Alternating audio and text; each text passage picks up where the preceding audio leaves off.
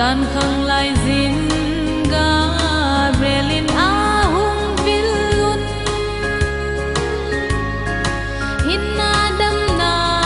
thu pha kahin koi ati o lung hai selin naw sen leng pe ni hin ti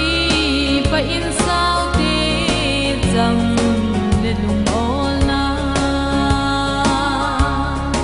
chitin nam tim ding in so chat na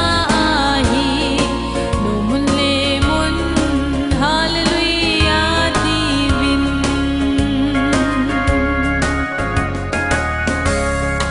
zu in van til sang gian van lai zola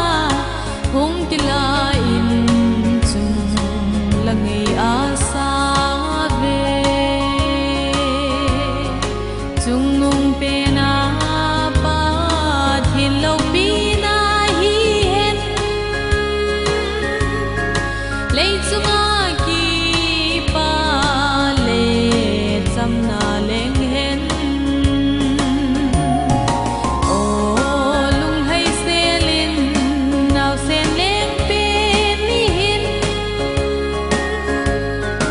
ki pa in sao te jam le lung ol na chitin nam tim ding in so chat na hi no mun le mun hallelujah divin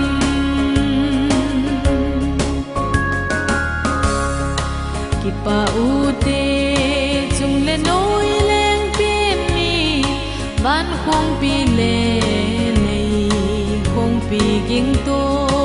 hen leng zo si leng le pakai zo si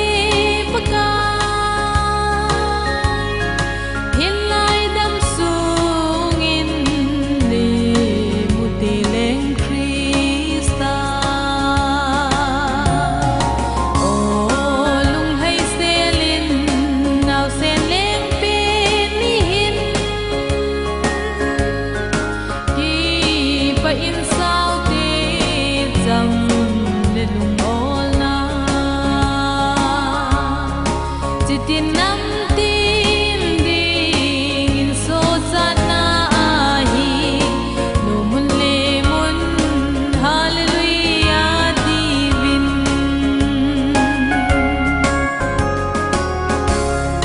kel moi ching hon chu ko pi sung zo nun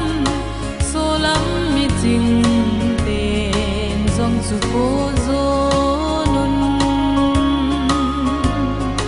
chi bai bo in vai cha ten a nei sun nun leng